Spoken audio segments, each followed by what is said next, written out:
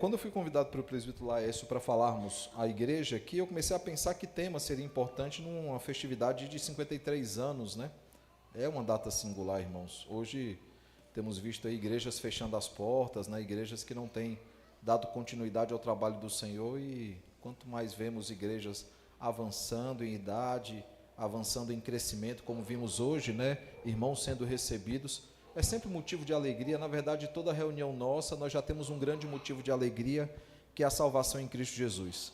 E hoje, em especial, nós temos também as festividades dessa igreja que completa mais um ano com o auxílio do Senhor. Que Deus o abençoe. Eu trago aqui um abraço do Conselho da Igreja Presbiteriana da Aliança. Também deixo aqui meu abraço, minha gratidão, a confiança que o Conselho dessa igreja depositou em me deixar ocupar o púlpito dessa igreja. Gostaria de convidá-los, então, a abrir no tema que eu pensei, né, quando o presbítero Laércio me chamou, e eu comecei a pensar o que dizer a uma igreja de 53 anos.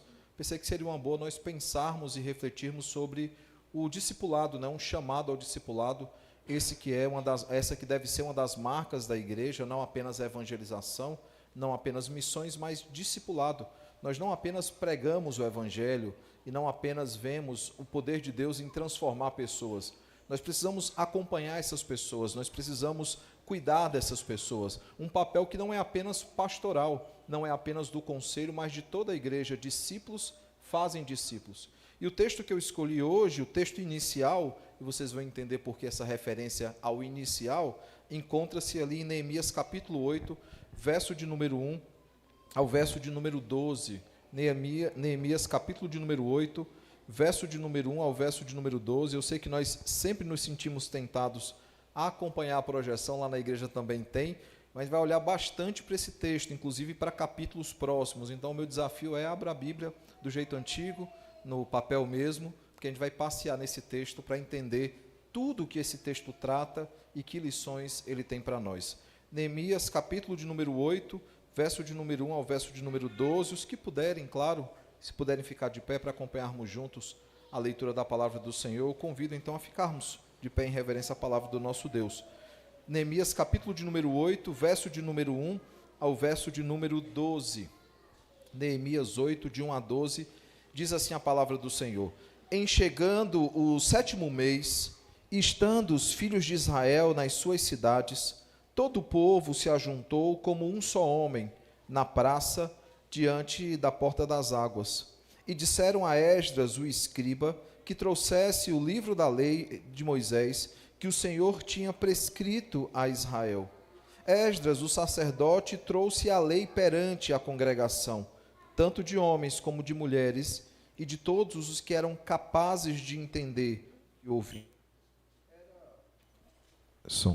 Era o primeiro dia do 7º mês, e leu no livro diante da praça que está à fronteira, à porta das águas, desde a alva até o meio-dia, perante homens e mulheres e os que podiam entender. E todo o povo de Deus tinha os ouvidos atentos ao livro da lei. Esdras, o escriba, estava num púlpito de madeira que fizeram para aquele fim. Estavam em pé junto a ele, à sua direita, Matitias, Sema, Anaías, Urias, Ilquias e Maaseias, e à sua esquerda, Pedaias, Misael, Malquias, Assum, Asbadana, Zacarias e Mesulão. Esdras abriu o livro à vista de todo o povo, porque estava acima dele. Abrindo-o ele, todo o povo se pôs em pé. Esdras bendisse ao Senhor, o grande Deus, e todo o povo respondeu: Amém. Amém. E levantando as mãos, inclinaram-se e adoraram o Senhor com o rosto em terra. E Jesua, Bani, Serabias, Jamim, Acube, Sabetai, Odias, Maseias, Quelita, Azarias, Josadabe, Anã, Pelaias e os levitas ensinavam o povo na lei, e o povo estava no seu lugar. Leram no livro, na lei de Deus, claramente dando explicações, de maneira que entendessem o que se lia. Neemias, que era o governador, e Esdras, sacerdote e escriba, e os levitas que ensinavam todo o povo lhe disseram: Este dia é consagrado ao Senhor vosso Deus, pelo que não pranteeis nem choreis, porque todo o povo chorava ouvindo as palavras da lei. Disse-lhes mais: ide, comei carnes gordas, tomai bebidas doces, e enviai porções aos que nada têm preparado para si, porque este dia é consagrado ao Senhor. Portanto, não vos entristeçais, porque a alegria do Senhor é a vossa força. Os levitas fizeram calar todo o povo, dizendo: calai-vos, porque este dia é santo, e não estejais contristados. Então todo o povo se foi a comer, a beber, a enviar porções e a regozijar-se grandemente, porque tinham entendido as palavras que lhe foram explicadas. Oremos uma vez mais, irmãos.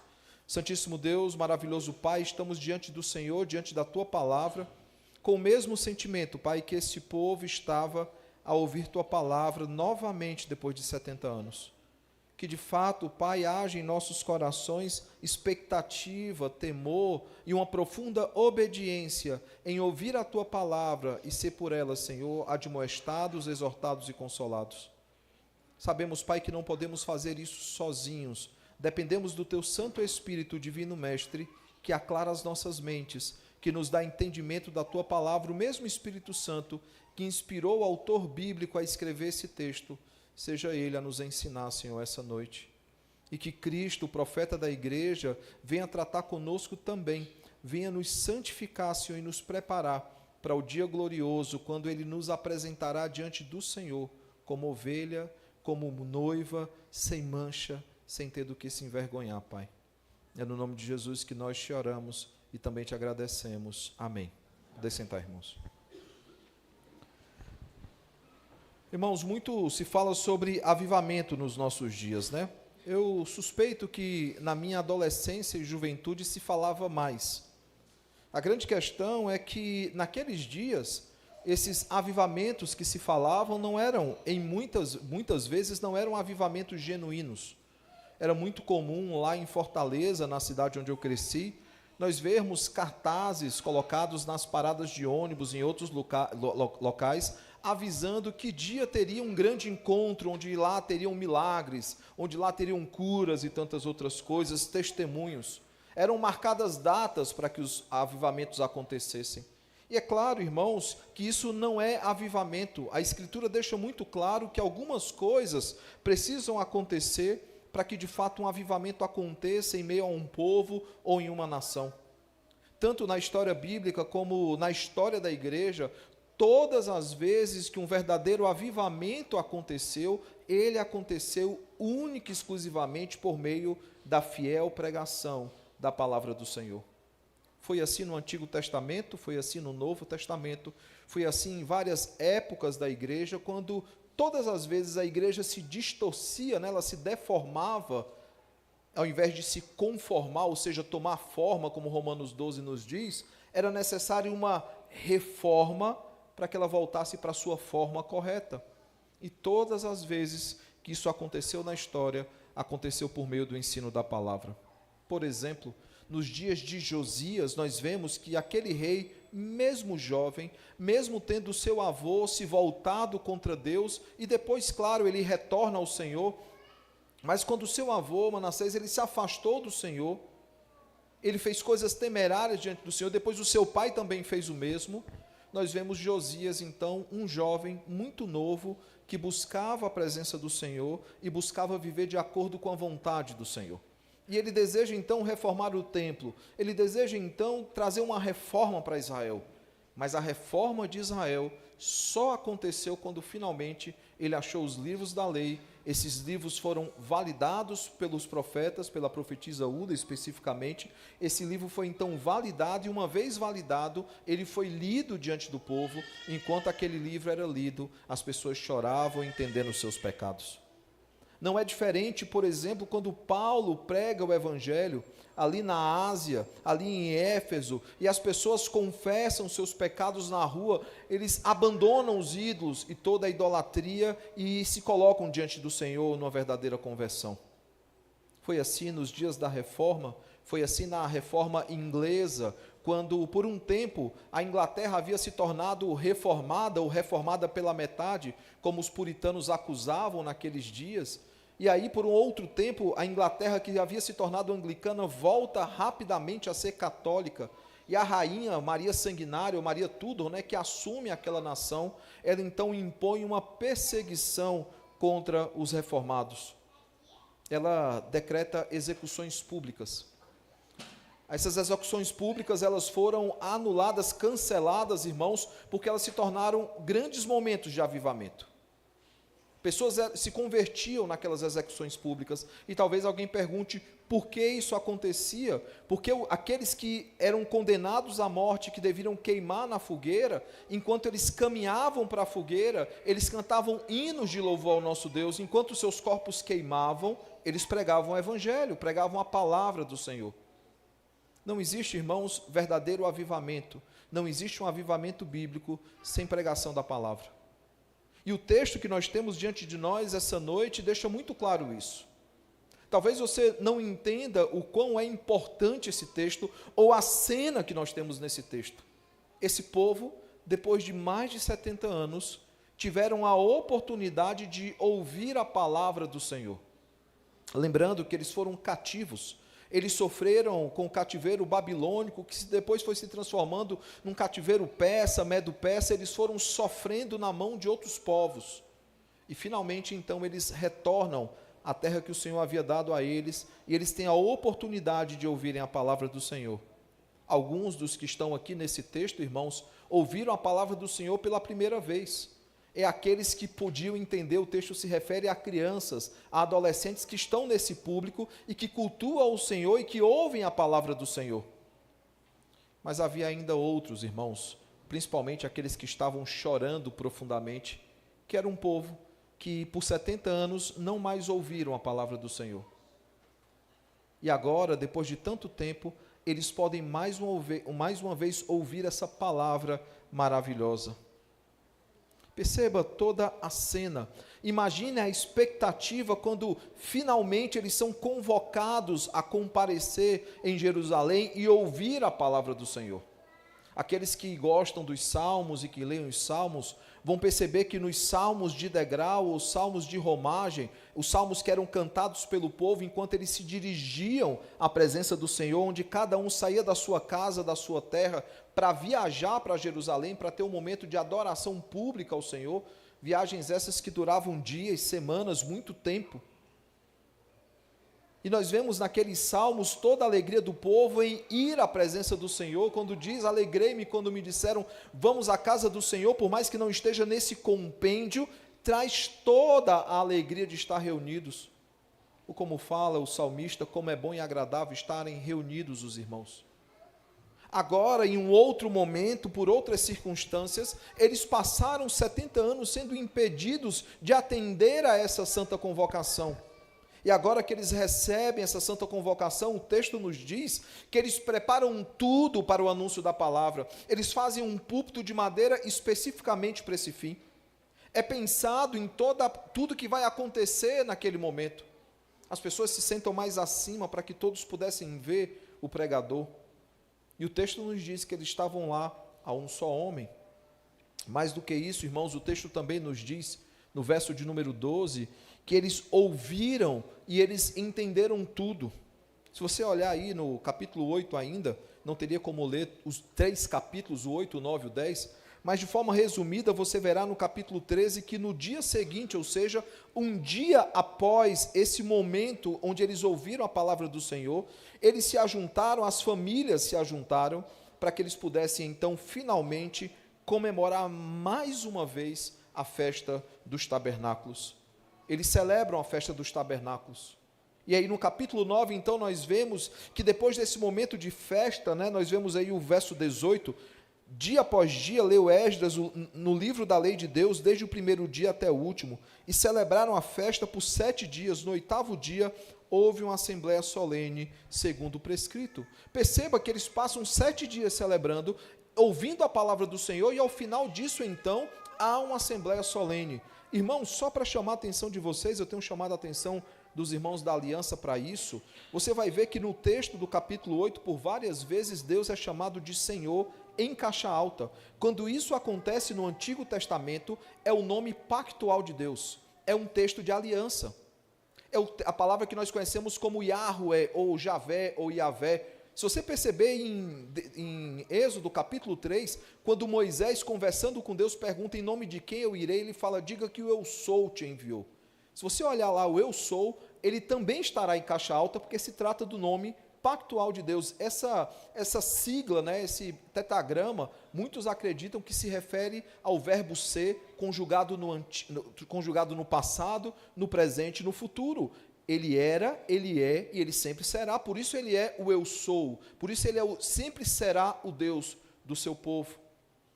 Diante desse Deus da aliança, diante dessa assembleia solene, no capítulo 9, nós vemos então, irmãos, que eles têm um momento de arrependimento, eles têm um momento de confissão de pecados, e aí finalmente eles podem chorar, finalmente eles podem se quebrantar diante do Senhor, algo que havia sido proibido lá atrás, porque eles falaram, vai ter o tempo oportuno para isso. Hoje é tempo de festa, hoje é dia de festa. Dias depois eles estão quebrantados diante do Senhor. Dias depois eles estão confessando seus pecados mediante arrependimento diante do Senhor. E qual é a consequência disso, irmãos? Eles leem a palavra mais uma vez. Verso 3 diz, levantando-se no capítulo 9, levantando-se no seu lugar, leram no livro da lei do Senhor, seu Deus, uma quarta parte do dia. Em outra quarta parte eles fizeram confissão e adoraram ao Senhor, seu Deus. Perceba que aqui, irmãos, eles leem bastante a palavra do Senhor, eles ouvem bastante a palavra do Senhor. E aí nós vemos, irmãos, do verso 5 até o verso de número 37, né, caminhando aí para o final desse capítulo 9, nós veremos então, irmãos, que acontece algo maravilhoso aqui. Os levitas, que eram um povo separado para esse fim, eles louvam ao Senhor. E aqui no verso 5 ao verso 37 do capítulo 9, nós temos um lindo hino que é registrado, um hino de adoração ao Senhor, um hino de adoração ao nosso Deus. Lê Domingos tem um bom texto aí para você fazer um novo cântico, tá bom? E ele então compõe um hino ao Senhor, eles adoram ao Senhor. Qual é a consequência disso, irmãos? No verso de número 38 diz o seguinte do capítulo 9, por causa de tudo isso, estabelecemos aliança fiel e o escrevemos, e selaram-na os nossos príncipes, os nossos levitas e os nossos sacerdotes. Se você prestar atenção aí no capítulo 10, já coladinho aí em ato contínuo, né, diz o seguinte, os que selaram foram, e aí nós vemos autoridades civis sendo citadas, por exemplo, Neemias, que era o governador. Nós vemos os príncipes da terra sendo citados, nós vemos as autoridades eclesiásticas sendo citadas, várias pessoas são aqui enumeradas, os levitas também são citados aqui, os chefes do povo, nós temos aí separado de forma muito organizada todos aqueles que assinaram esse documento, mas não foi apenas esses homens, irmãos. O verso 28 diz, o resto do povo, os sacerdotes, os levitas, os porteiros, os cantores, os servidores do templo e todos os que tinham separado dos povos de outras terras para a lei de Deus, suas mulheres, seus filhos e suas filhas, todos os que tinham saber e entendimento, firmemente aderiram aos seus irmãos. Perceba que toda a nação de Israel, ela firma uma aliança diante do Senhor. Sendo muito parecida, por exemplo, com o que aconteceu nos dias de Josué, quando ele falou, eu não sei o que vocês vão fazer. Eu não sei se vocês vão adorar os deuses dessa terra, eu não sei se vocês vão firmar aliança com os deuses nessa terra, eu sei que eu e a minha casa, nós serviremos ao Senhor. E se parecer bem para vocês, que vocês também façam essa aliança, mas sabendo que não deve ser da boca para fora. E nós vemos então que toda a geração de Josué, eles também aderiram, eles entraram em aliança com o Senhor. Perceba, irmãos, que cena maravilhosa. Eles fazem um juramento diante do nosso Deus. E que juramento foi esse? Por exemplo, no verso 29 do capítulo 10, eles decidem então andar, guardar e cumprir a lei do Senhor. Um outro tópico desse contrato, né, que é firmado um contrato social, e isso pressupõe uma aliança, a aliança pressupõe um contrato, pressupõe votos, pressupõe cláusulas. Uma segunda coisa, eles decidiram que eles não mais casariam seus filhos com os povos que não temiam ao Senhor. E é interessante porque isso é um retorno a Deuteronômio capítulo 6, 7 e 8. Antes de entrar na terra, uma das coisas que Deus havia dito é o seguinte: não façam aliança com outros povos, inclusive alianças de casamento. E aí em Juízes, irmãos, capítulo 2, que é o começo do declínio do povo de Deus, em Juízes capítulo 2 diz que morreu então a geração de Josué, e ao morrer a geração de Josué, surgiu uma geração que não conhecia o Senhor, não conhecia os poderosos feitos do Senhor, não lembrava aquilo que Deus havia feito por eles no Egito, e eles então passaram a adorar outros deuses, eles passaram a casar com as mulheres dos outros povos, e isso trouxe sobre eles a ira de Deus. É interessante porque depois de cativeiros, tanto o assírio como o babilônico, que recaiu sobre o reino do norte e o reino do sul, finalmente o povo entende, pelo menos nesse momento, que eles deveriam obedecer ao Senhor, inclusive não fazendo aliança com outros povos. No verso 31, eles decidem guardar o dia do Senhor corretamente. No sábado, ainda no sábado, porque depois de Cristo esse dia passa a ser o domingo, ainda no sábado, o povo da aliança, eles não poderiam comercializar no sábado. E aí o que é que acontecia? Os estrangeiros chegavam, ficavam na porta de Jerusalém, eles não podiam entrar em Jerusalém. Eles tinham que esperar a viração do sábado. Mas um ou outro judeu descia escondido, ia lá e comercializava. E agora eles decidem que não, eles vão guardar o dia do Senhor. Do verso 32 ao 39, irmãos, há outros juramentos que não compete aqui falarmos porque não é tão importante assim. Eu creio que vocês já entenderam o que aconteceu com esse povo. Esse povo passou por um grande avivamento, por um verdadeiro avivamento. E talvez a pergunta que se faça é: como é que esse avivamento começou? Esse avivamento começou, e vamos responder, com a pregação da palavra. Mas se eu te disser que esse avivamento ele começa um pouquinho antes daquela cena que é retratada em Neemias, capítulo de número 8.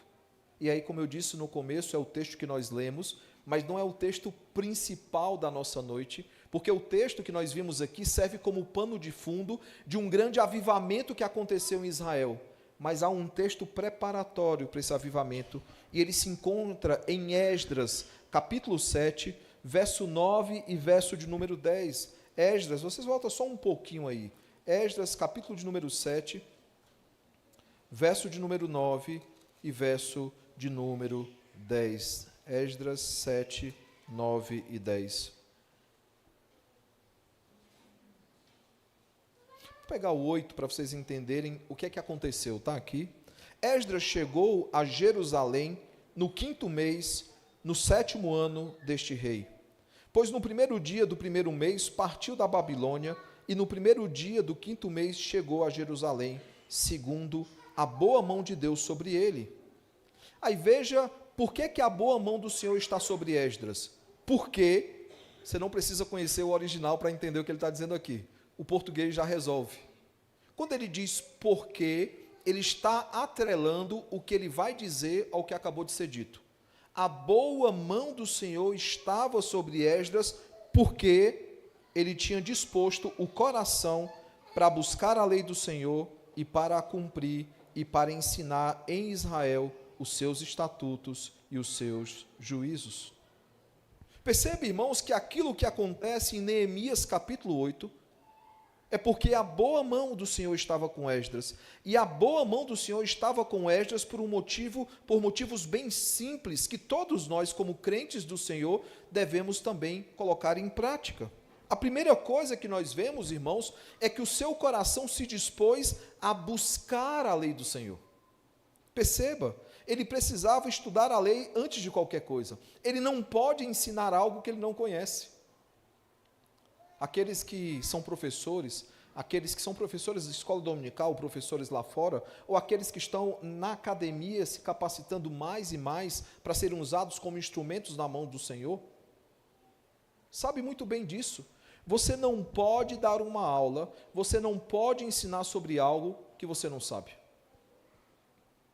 Bota aí, até na música, algum dos meninos para tocar uma música que eles nunca ouviram e que não conhece a cifra ou a partitura. A não ser que tenha um ouvido absoluto e se vira nos 30 aí. ou qualquer outra coisa, irmãos, você não pode fazer algo, ensinar algo que você não conhece. E a primeira coisa que nós vemos aqui é que Esdras decidiu firmemente em seu coração buscar a lei do Senhor. E isso antecede, inclusive, a vivência da lei. Antes de viver a lei do Senhor, ele tinha que conhecer essa lei, ele tinha que aprofundar nessa lei, ele tinha que estudar profundamente a palavra do Senhor. Antes de viver, antes de ensinar, ele precisava se dedicar com afinco, ele precisava se dedicar com toda a inteireza de coração, para que pudesse aprender a lei do Senhor. E é exatamente isso que ele faz, ele busca a lei do Senhor. Como já citado, irmãos, Josias, ali em 2 Reis, capítulo 22 e 23, nós vemos que a reforma ela só se tornou completa porque o livro da lei, a palavra do Senhor, ele foi achado. Isso está registrado em 2 Reis, capítulo 23, verso de número 3. E sabe, irmãos, Josias nem sempre é tratado com o devido respeito, com a devida memória. Por quê? Porque sempre que se fala em rei, sempre que eu falo assim, rei de Israel, de quem é que vocês lembram? Davi. Não há como. Ele é o rei por excelência para muitos. Apesar dos seus pecados, apesar da sua desobediência ao Senhor, ele é um rei por excelência para muitos. Mas em 2 Reis, capítulo 23, verso 25, diz que o maior rei que já existiu em Israel foi Josias. E aí alguém pergunta, por que ele foi o maior rei? Porque ele fez tudo aquilo que a palavra de Deus esperava de um rei. Perceba que o motivo de honra a este rei é porque ele cumpriu a palavra do Senhor. E é interessante, irmãos, que não apenas isso, ele celebrou uma ceia, uma Páscoa, que não se via desde os dias de Samuel. 2 Reis, capítulo 23, verso 21 ao 23, ou 2 Crônicas, que é o texto paralelo, verso 35, capítulo 35, versos 18 e 19. Perceba que a reforma que ele faz nos dias dele, não é apenas sendo fiel à palavra do Senhor, ele celebra uma grande ceia, uma grande Páscoa. Tudo isso por causa de quê? Por causa da palavra do Senhor. E perceba que Esdras estava no mesmo caminho, ele está no caminho certo e Deus se agrada disso, por isso a boa mão do Senhor estava com Esdras, porque ele se dispôs a buscar a lei do Senhor. Mas não é um disposto da boca para fora, Deus sonda os corações. Deus sabe que aquela intenção de Esdras é uma intenção verdadeira. E aí então o Senhor está com ele, e a sua boa mão está com ele. É interessante você fazer o paralelo das histórias, irmãos. Daquilo que acontece nos dias de Josias, toda a celebração que é feita, e o que acontece também nos dias de Esdras. A boa mão do Senhor estava com Esdras, porque ele buscou a lei do Senhor, porque ele decidiu em seu coração buscar a lei do Senhor. A segunda coisa que nós vemos no texto de Esdras é que não apenas ele desejou, ele colocou no seu coração o desejo de buscar a lei do Senhor, a palavra nos diz também que ele decidiu não apenas buscar a lei do Senhor, mas cumprir essa lei. Diz o seguinte, e para a cumprir. Como é que ele poderia, irmãos, ensinar algo que ele não vivia? Como é que ele poderia ensinar algo que não fosse verdadeiro na sua vida? Rapidamente ele seria chamado de hipócrita pelos levitas. Ninguém se submeteria ao seu ensino. Por quê? Porque ele já estava apenas discursando. Não era algo que era prático na sua vida. Por isso, antes de ensinar ao povo, ele precisava não apenas buscar essa lei, ele precisava viver essa lei. E o texto nos diz que ele decidiu em seu coração firmemente não apenas buscar a palavra do Senhor, mas cumprir a palavra do Senhor. É interessante, irmãos, porque Josias diz algo bem semelhante quando nós olhamos lá para 2 Reis, E aí nós vamos rapidamente olhar para esse texto. Eu sei que muitos gostam mais do Novo Testamento do que o Antigo, mas tem muitas histórias boas no Antigo Testamento, histórias inspiradas por Deus e que trazem edificação para nós. 2 Reis 23, verso de número 25, verso esse que já foi citado essa noite, Antes dele, 2 Reis, capítulo 23, verso 25, antes dele, inclusive referindo-se a Davi, Antes dele, não houve rei que lhe fosse semelhante, que se convertesse ao Senhor de todo o seu coração e de toda a sua alma e de todas as suas forças, segundo toda a lei de Moisés, e depois dele nunca se levantou outro igual. Perceba que o diferencial da vida de Josias não eram as suas realizações como rei. Não era porque ele trouxe de volta ao centro da nação de Israel a palavra do Senhor. Não, irmãos. Ele é conhecido, ele é um rei diferente em relação aos demais. Antes e depois dele, nunca houve um igual. Por quê? Porque ele foi convertido pelo Senhor, ele buscou estudar a lei do Senhor e viver a lei do Senhor. O estudo da palavra, irmãos, nos faz querer cumpri-la, nos faz querer viver de forma piedosa. Quanto mais nós estudamos a palavra, quanto mais nós nos aprofundamos, mais nós queremos viver de acordo com a vontade do Senhor. Esse alimento diário que nos fortalece, esse alimento diário que nos faz andar conforme a vontade do Senhor, esse alimento diário, irmãos, que nos dá força para lidar com as dificuldades dessa vida, com as limitações que muitas vezes nos são impostas. Eu costumo sempre dizer, irmãos, e eu nunca fiz um estudo de caso sobre isso, mas infelizmente já fiz muitos ofícios e testei isso na prática. Você quer conhecer a teologia de alguém? Veja como essa pessoa reage ao luto. E aqui eu não estou sendo duro, irmãos, eu já tive momentos de luto. Perdi meu pai, por exemplo, em 2011, eu e Gemima, estamos aqui, a minha família, né? Perdemos um filho em 2021, nós sabemos, nós entendemos o que é o luto, mas a forma como nós lidamos com a morte mostra a nossa teologia.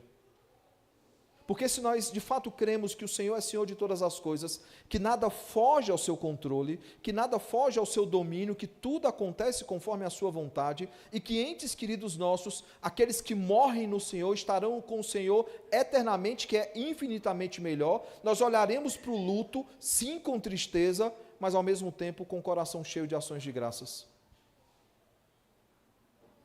Mas irmãos, se essa teologia não está nos nossos corações, nós nos desesperamos, não há sentido para nós, porque para alguns, de fato, a morte é o fim, para nós é apenas o começo da eternidade.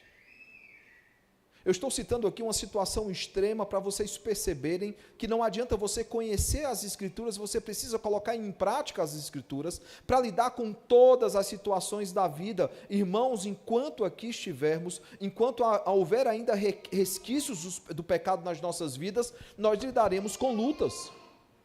Nós lidaremos com dificuldades, nós lidaremos com as limitações dessa vida.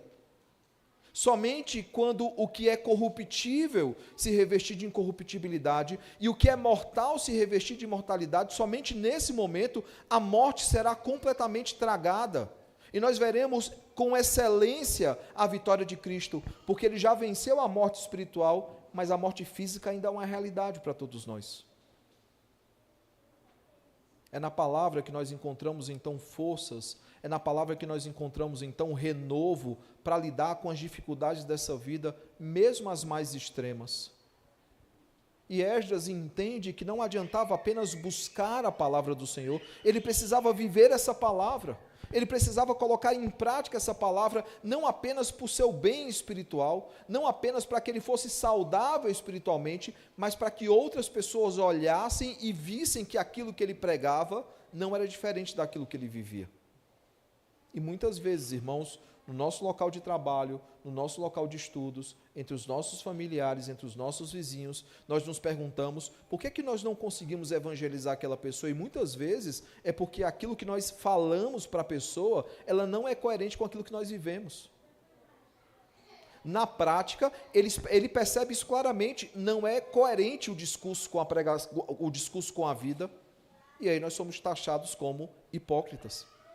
Assim como aqueles que viviam no Novo Testamento, os escribas, os fariseus, os saduceus, que conheciam profundamente a lei do Senhor, mas eles não viviam essa lei, logo eles eram hipócritas. Mas não bastava apenas buscar ou cumprir. A boa mão do Senhor está com Esdras, porque ele decide não apenas buscar e cumprir, ele poderia ter guardado aquilo para ele, não, ele decide também ensinar. E esse é o último aspecto aqui, irmãos. Uma vez que buscamos a palavra do Senhor, uma vez que cumprimos a palavra do Senhor, nós podemos finalmente ensinar. E devemos ensinar. E percebam que no texto que nós lemos, o texto inicial, Esdras foi um bom professor. Por que, irmãos, ele foi um bom professor? Porque nós vimos lá que não apenas ele pregava publicamente a palavra do Senhor, mas os levitas ensinavam e esclareciam grupos menores que estavam ouvindo aquela palavra. O verso 7 e o verso 8 deixa isso bem claro, que os levitas ensinavam a lei do Senhor.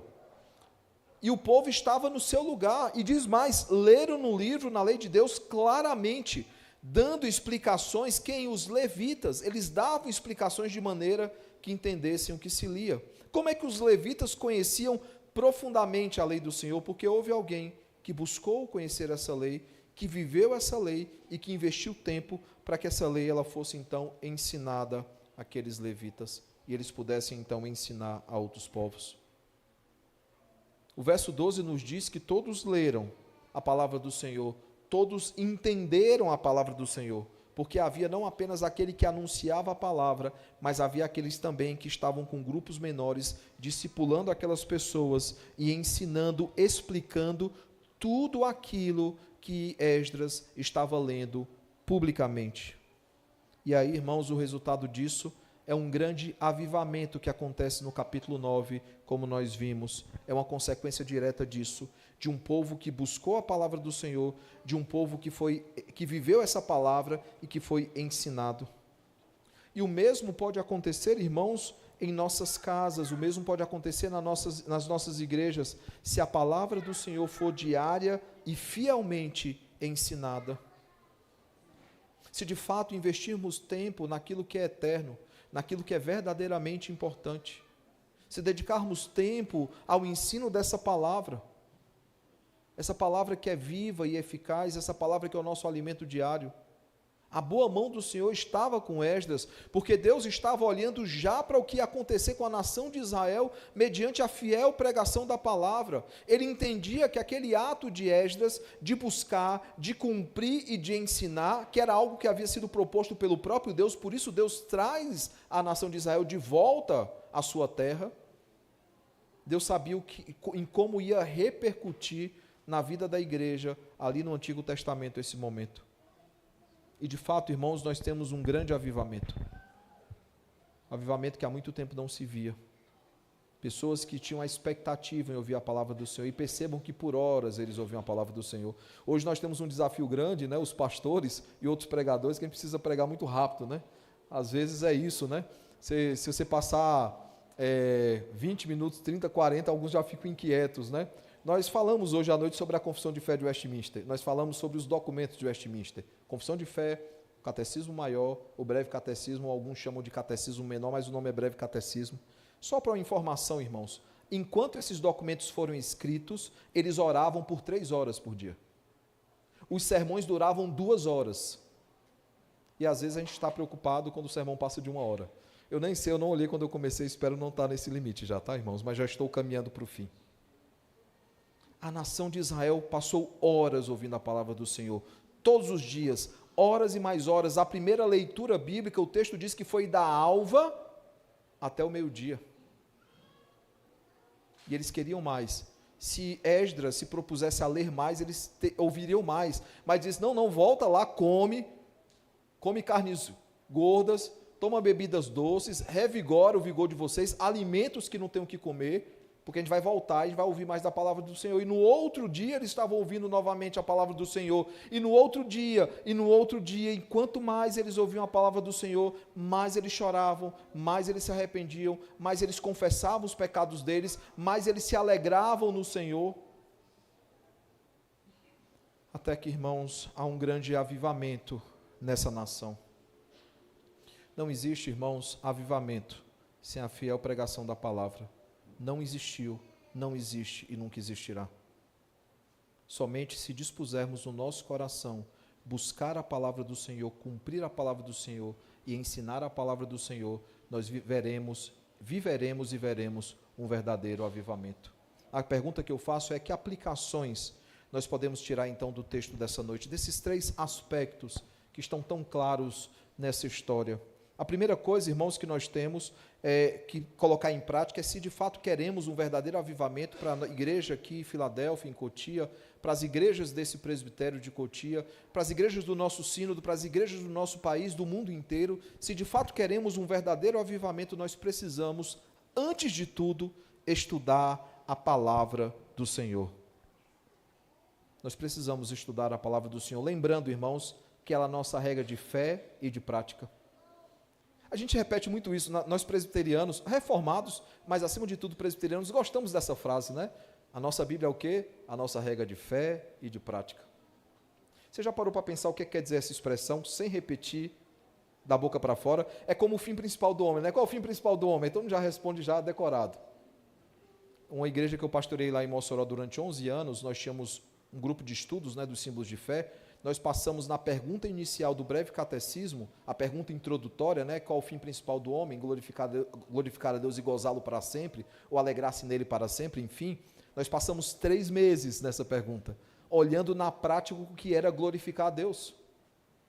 Voltando então, a Bíblia é a nossa regra de fé e prática. O que essa expressão quer dizer? Essa expressão diz que ela é a nossa regra de fé, ou seja, aquilo que nós devemos crer, e a nossa regra de prática, ou seja, como nós devemos viver. Essas duas expressões juntas, fé e prática, não apenas apontam para, por exemplo, Efésios 2,10 ou Tiago 2, que diz que a fé sem obras é morta. Ela aponta para 2 palavras na reforma que era ortodoxia e ortopraxia. A ortodoxia é o ensino correto das Escrituras, a ortopraxia é a vivência correta das Escrituras. E os dois precisavam andar juntos, os dois precisavam caminhar lado a lado, porque não existe estudo da palavra sem prática da palavra. Por isso que Tiago vai dizer que aquele que ouve a palavra, né, e não coloca em prática, ele é hipócrita. Ele vai dizer, torne-se, pois, praticantes da palavra, e não somente ouvintes, enganando-vos a vós mesmos. Tiago 1:22. Por isso, irmãos, que os teólogos diziam que a teologia, ela precisava descer da cabeça para o coração. Ela precisava não apenas ser algo que nós conhecemos, mas algo que nós colocamos em prática. Mas antes de colocarmos em prática, nós precisamos estudar a palavra do Senhor. E precisamos fazer isso, irmãos, de forma individual, de forma familiar, de forma congregacional como igreja. Nós precisamos estudar a palavra do Senhor. Mas sabe, irmãos, há tantas outras coisas que nos distraem. Há tantas outras coisas que nós buscamos estudar, buscamos nos tornar profundos conhecedores, e nós nos esquecemos daquilo que é mais importante.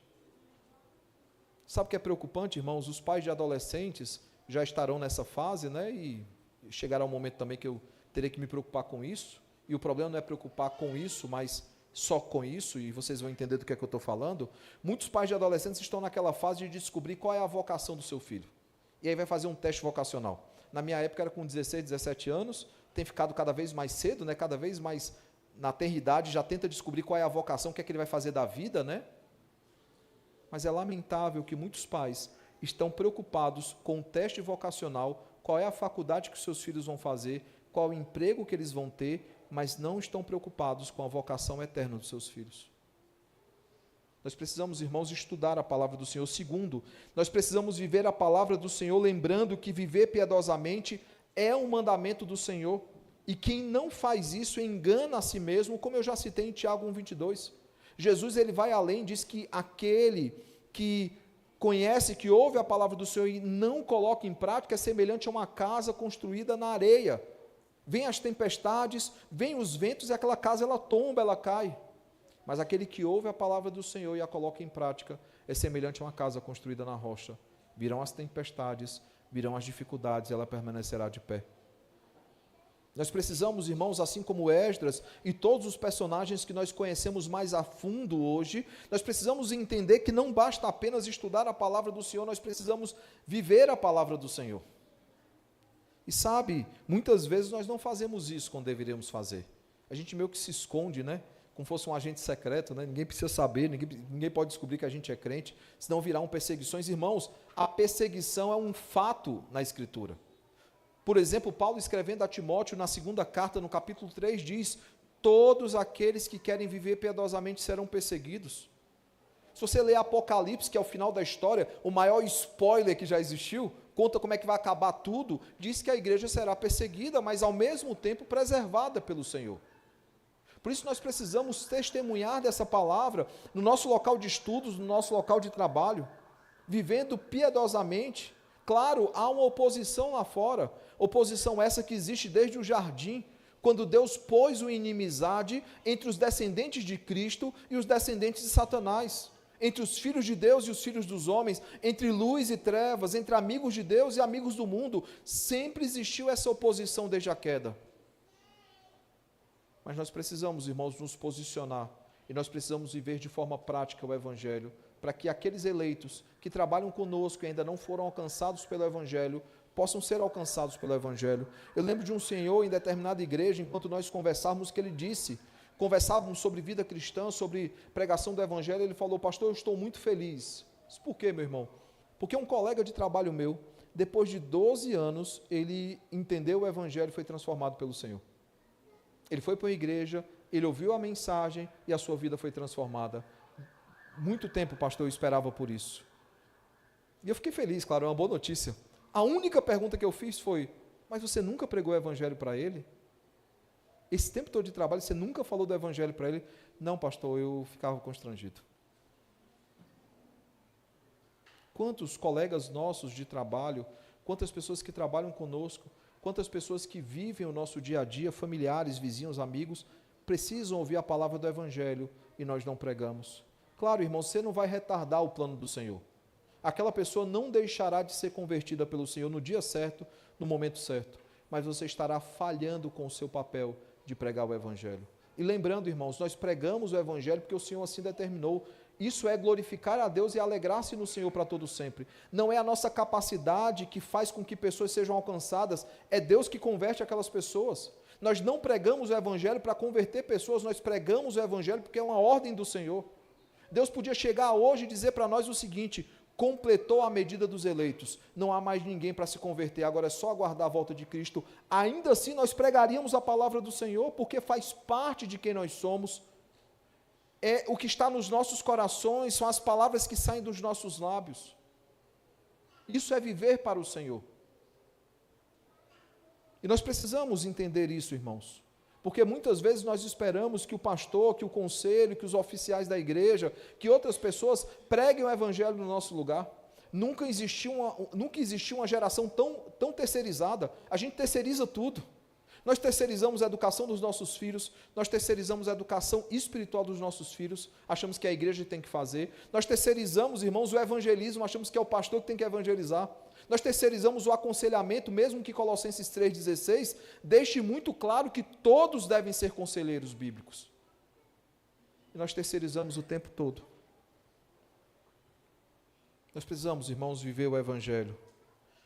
Nós precisamos não apenas estudar a palavra, nós precisamos viver o Evangelho e precisamos ensinar o Evangelho a todos aqueles que estão ao nosso redor. Investindo tempo, irmãos, no discipulado da nossa família, de familiares nossos que não moram conosco, mas que nós temos acesso a eles, capacitando esses irmãos para que eles possam enfrentar os dias que são maus. Essa igreja, essa noite, fez um voto solene. Vocês prometeram diante do Senhor auxiliar os irmãos que foram recebidos essa noite na caminhada cristã deles. Que voto solene e que compromisso importante vocês fizeram. Mas, de fato, vocês colocarão em prática esse compromisso? Compromisso que todos nós crentes temos, de auxiliar aqueles que não têm tanta vivência na palavra do Senhor, de caminhar junto com Ele. Muitas vezes nós vemos que alguém não está vindo à igreja, e se não for o pastor ou alguém da liderança mandando mensagem, ninguém manda. Aqui do púlpito, normalmente nós vemos todos que estão aqui, né? E a gente vai conhecendo já onde cada um senta, onde cada um fica. Lá na aliança eu sei onde todos sentam. Quando falta alguém, eu sei que faltou. Ajuda, porque a nossa igreja, já há alguns anos, não apenas comigo, mas com o reverendo Jonas, o reverendo Davi, passa por um processo de revitalização, né? Cheguei lá na igreja, nós tínhamos por volta aí de 50 membros. Com a graça de Deus, no aniversário da igreja, vamos completar os 100. Não que vamos receber 50 de uma vez, irmãos. Temos recebido mês após mês. Vamos passar dos 100. A igreja vai ficando maior, a gente vai tendo mais dificuldade de entender quem está faltando ou não, mas eu fico lá e observo. Mas eu não sou o único que tinha que observar, irmãos, ou outros irmãos que eu sei que observam e também mandam mensagem. Todos deveriam perceber quando pessoas estão faltando à igreja. Todos deveriam perceber quando pessoas estão em conflitos, quando a pessoa está desanimada, quando ela vai para o culto e o semblante dela está triste. E nós precisamos, irmãos, nos dedicar a esse ensino de discipulado, não apenas de evangelização, mas de discipulado, de ajudar para que outras pessoas se aprofundem na palavra do Senhor. Mas às vezes, a nossa vida é muito ocupada, né, irmãos? Às vezes nos falta tempo para essas coisas que são tão importantes. Essa é a justificativa. Mas lembrem, irmãos, o verdadeiro avivamento só acontece com evangelismo e discipulado. Se por acaso os irmãos assumissem essa noite um compromisso solene, outro, né, não apenas de auxiliar os irmãos, ou aqueles que foram recebidos também fizeram compromissos solenes aqui essa noite, mas se toda essa igreja assumisse um compromisso solene de cada membro evangelizar pelo menos uma pessoa e discipular uma pessoa, no aniversário de 54 anos nós teríamos aqui a frente cheia de pessoas que foram alcançadas pelo Evangelho e foram transformadas pelo Senhor. Eu falo em uma pessoa, irmãos, porque o pragmatismo ele é danoso à igreja. Não pense em um número muito grande, pense em uma pessoa especialmente. Alguém que está com você no seu trabalho, alguém que está com você na sua escola, na sua universidade, alguém que está caminhando com você, um familiar, um vizinho. Pense especificamente nessa pessoa. Eu vou dedicar um ano para essa pessoa. Eu vou testemunhar do Evangelho para ela, eu vou pregar o Evangelho e eu vou discipular essa pessoa. Eu vou convidar ela para vir para a igreja. Quando ela vier para a igreja, eu vou sair com ela, vou perguntar: você entendeu a mensagem que o pastor pregou? Você entendeu cada palavra que ele disse? Há alguma dúvida que você gostaria de tirar? E eu vou investir tempo nessa pessoa. Eu vou investir tempo na vida dessa pessoa. O problema, irmãos, é que muitos dirão: pastor, eu não tenho capacidade bíblica, teológica para isso. Possivelmente vão surgir perguntas que eu não sei responder. Meu irmão, há muito material da nossa igreja, da nossa editora, material da PECOM, né, Minha Cidade para Cristo. Quem não conhece ainda esse projeto, eu desafio fortemente a procurar esse projeto. É um projeto onde pessoas discipulam pessoas. E aí, irmãos, você vai poder ver com alegria aquela pessoa sendo alcançada pelo Senhor e sendo transformada pelo Senhor. Vi que no momento do batismo, né, do Tiago, não Bruno, né, ele confundiu o caso da esposa que é Bruna, eu percebi. Eu vi que o reverendo se emocionou, né, possivelmente há uma linda história aí de evangelismo e discipulado por trás. De fato, irmãos, nós nos emocionamos como pastores quando pessoas são alcançadas pelo Evangelho. O que eu lamento é que há muitos crentes que nunca tiveram essa sensação. Há muitos crentes que nunca evangelizou ninguém, muitos crentes que nunca discipulou ninguém. Mas eu faço um desafio essa noite, irmãos. Aproveite essa oportunidade que o Senhor nos dá de sermos mensageiros do Senhor, algo que até os anjos anelaram e não puderam participar desse privilégio que é anunciar as boas novas. E eu digo com toda certeza que é algo que é viciante. Você vai vendo pessoas sendo alcançadas, pessoas sendo transformadas, e você quer pregar o Evangelho para mais pessoas. Ah, pastor, não tenho todas as respostas. Estude a palavra. Pastor, não sei responder tudo. Fale àquela pessoa, próxima reunião, eu tiro essa dúvida. Eu não sei agora a resposta, mas eu vou tirar essa dúvida e procure o pastor da igreja, procure a liderança da igreja e fale: foi levantada essa questão, eu não sei responder, que respostas eu dou àquela pessoa? Mas o fato, irmãos, é que todos nós devemos estar preparados para dar razão da esperança que há em nós. Que o bom e eterno Deus, irmãos, seja glorificado em nós e através de nós, e que de fato vejamos um verdadeiro avivamento na nossa igreja, que a igreja do Senhor seja fortalecida, que a igreja do Senhor seja avivada. Eu concluo com um hino que nós vamos cantar essa noite. Eu pedi especialmente para o presbítero Laércio colocar esse hino, e esse hino, a última estrofe, foi o hino dos 150 anos da IPB, do 60º, o hino 298, a pedra fundamental.